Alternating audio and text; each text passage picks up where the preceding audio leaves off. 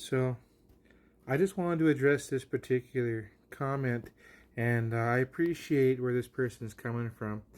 And it's very easy to tar all of one type of people with a particular brush, right? You can say all rednecks are ignorant, or you can say all people of this ethnic group or that ethnic group are better or worse than the others. And they're not. We're all individuals. And within the trans community, we're also all individuals. But bear in mind, now this comment is in response to a video that I made a couple days ago talking about how my very first trans meeting that I went to, I was rejected by the group. And I was rejected because from their point of view, I wasn't trans enough. Now that was 14 years ago. And the information that was available to the general public wasn't even as good as it is now. Nowhere close. And so these were just average people who would come together at this meeting site. There's only 6 of them. I don't know how educated they were. I don't know if any of them had a college degree or had any formal training in being trans or trying to navigate the trans phenomena. They just knew what their experience was. And we get chased a lot by people, and we have to deal with a lot of stuff, okay? And they had lived the life where they had been chased by people, and they were not trusting, and they were like, well, I don't know that you're one of us. And to them, at the time, I looked like a man. And I know to some people watching this now, I look like a man. But back then, trust me, I looked very much, I was dressed like a dude, looked like a dude, acted like a dude, because I didn't know any other way to be. And I was trying to process this condition in my mind, because it's different for people. And they didn't know that at the time, so they didn't know what to tell me. And I thought that they were the experts. They weren't.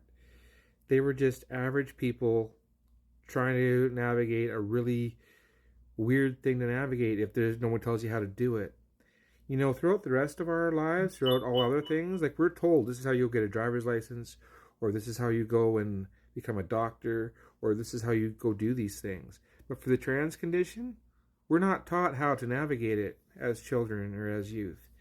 And so it's a very lonely condition because you think you're the only one, and then you realize later that you're not the only one, but like you have lots of experiences of people marginalizing you and trying to take advantage of you, or people who want you to acquire you, okay?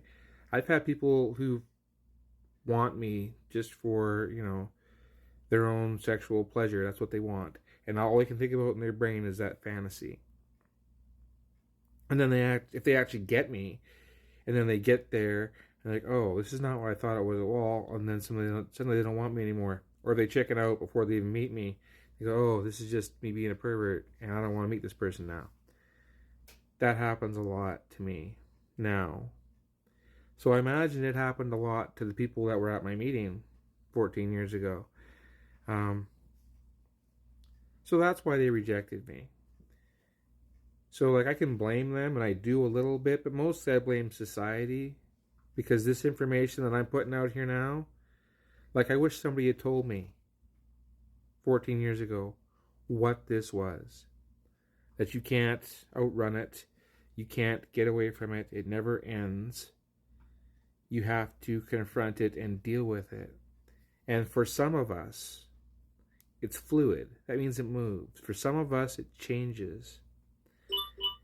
And throughout my life, this condition would come and go with different levels of severity. But for the most part, initially, it was fun. This is how it would show up in my mind. It would be fun to go and put on a dress and walk around a mall. It would be fun to put on this outfit or try on this makeup. It would be fun to do these different things. That's the euphoria. What's happened later in life, the part that's not fun, is the dysphoria. The part where I'll never get out of this. I'm never going to get ahead. I'm always going to be stuck in this mode. And when the dysphoria gets bad enough, suddenly you don't want to be alive anymore.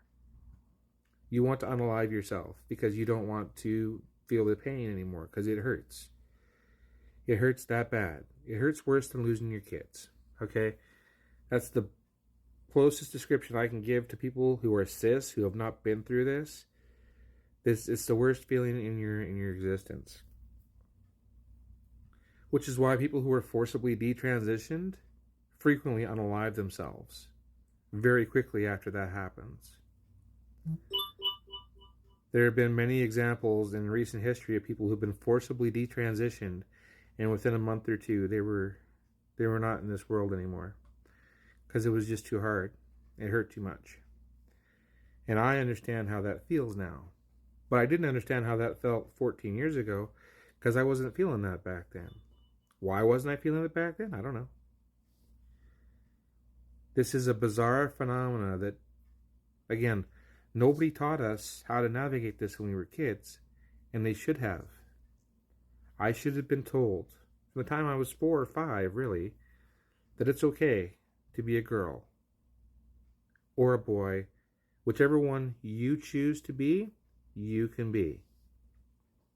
I should have been given that choice as a child, as a small child. And guess what? Most small children who get that choice, they're going to go with the 98%. Okay? 98% of kids, given a choice between being a boy or a girl, they're going to go with what aligns with what's between their legs. They are.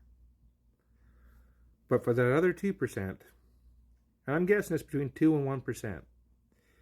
That's a guess, but it's probably not real far off. For them, it's nice to have options.